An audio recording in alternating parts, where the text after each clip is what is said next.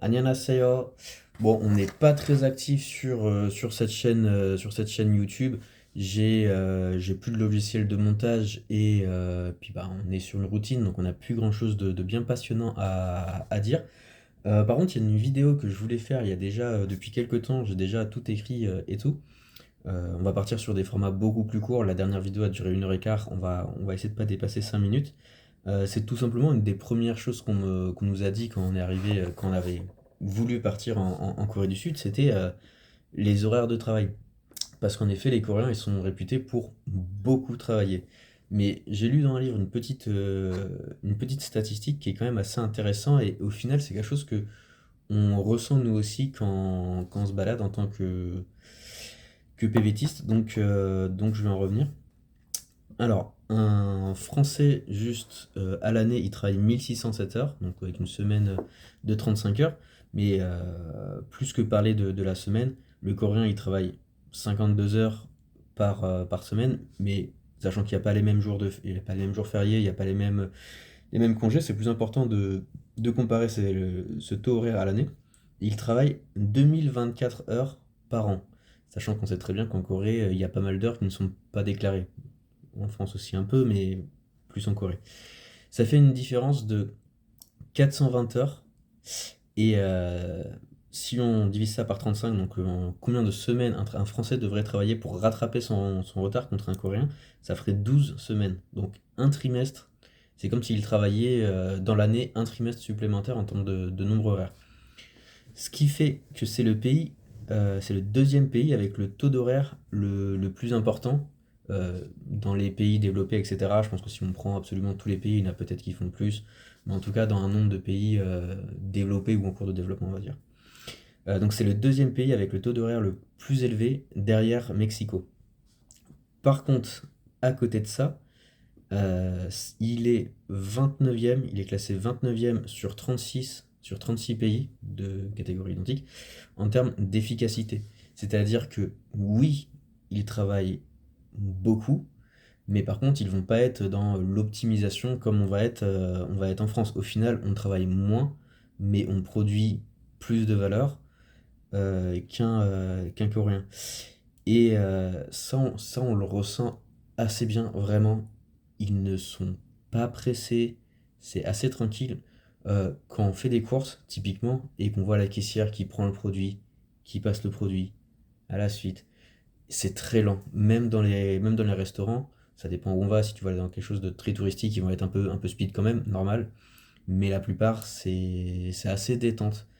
Et en fait, c'est juste pour dire que eux, ils mettent vraiment l'accent sur plus tu travailles en termes d'heures, plus tu es considéré comme un bon travailleur. Donc ils font beaucoup d'heures, ils amassent beaucoup d'heures, mais derrière ça, ils n'ont pas la même pression parce qu'ils savent qu'ils vont travailler quasiment toute leur vie, beaucoup plus que nous. C'est bah, une chose qui prend beaucoup plus de place dans ta semaine comparé à un Français.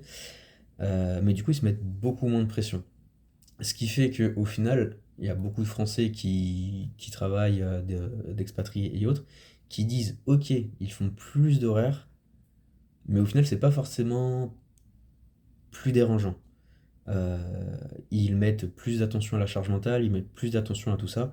Peut-être aussi parce qu'on est étranger, on sait qu'il y a quand même quelques dérives, mais globalement c'est quand même quelque chose qu'on a ressenti.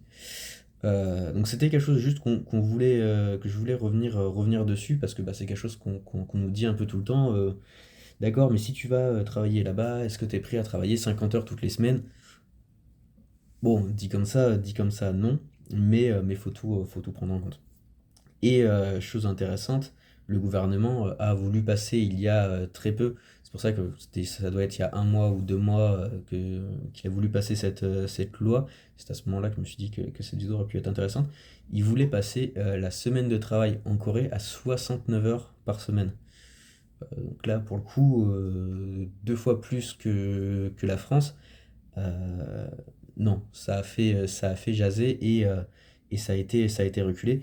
Et même en soi, les Coréens, si tu les questionnes, il y a pas mal d'études qui disent que bah, ils aimeraient travailler comme un Français 40 heures ou voire moins 35 heures. Pour eux, c'est peut-être pas pour ça, mais au moins 40 heures, ça ils aimeraient. C'est quelque chose quand même, je pense qu'au fil des temps, ils vont tendre vers là. Et pour faire un autre rapprochement avec la France, et on est en pleine crise des retraites, il faut savoir que eux aussi, ils manifestent, mais pas pour réduire l'âge de départ en retraite, pour l'augmenter. Ils veulent partir plus tard en retraite pour travailler parce qu'ils ont toujours ce besoin d'être utiles à la société. Donc c'est quelque chose qui est vraiment un peu typiquement coréen. Mais eux, typiquement, ils sont plutôt dans l'inverse et ils pensent bah, le bien commun avant, on va dire, le bien personnel. Donc, petite différence culturelle qui est quand même sacrément élevée. Ça fait 5 minutes 30, voilà, c'était juste une petite vidéo assez rapide pour parler de ce sujet, parce que bah, si tu t'expates, c'est quand même un sujet qui va t'impacter, donc bon, ce n'est plus notre cas, mais quand même c'est un sujet assez intéressant. Donc j'espère que je vous ai appris quelque chose. Bon, une fois n'est pas coutume, je reviens, si je peux essayer de monter quand même ces deux morceaux de vidéo. Amandine vient de me faire remarquer quand même que j'ai pas parlé des téléphones. En France, quand il y a un creux dans ta journée au boulot, bah, il y a toujours quelque chose à faire. Tu trouves toujours un brin de ménage ou je ne sais pas, mais tu ne restes pas statique. Tu fais 8 heures, mais tu travailles pendant 8 heures.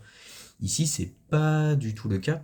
C'est-à-dire qu'on les croise tous, que ce soit les vendeurs ou même le serveur dans son café, etc. Ils sont tous sur leur téléphone H24. Dès qu'ils ont un creux, ils sont sur leur téléphone et ils vont pas chercher à faire plus en fait. Mais c'est aussi quelque chose que j'ai remarqué, qu'on a remarqué, c'est que une personne, une tâche. C'est assez rare. On va dire, on prend Lidl où tu dois faire caissière, les rayons, la propreté, que tu dois absolument tout faire, courir partout à droite à gauche. Eux, globalement, parce que bien évidemment il y a toujours des exceptions, c'est pas le cas partout, mais c'est assez une personne, une tâche. Tu fais juste ta tâche, on t'a dit de faire ça, tu fais ça, et tu ne cherches pas plus loin. Donc ouais, c'est un exemple qui est quand même assez flagrant. Ils sont quasiment tout le temps sur leur téléphone.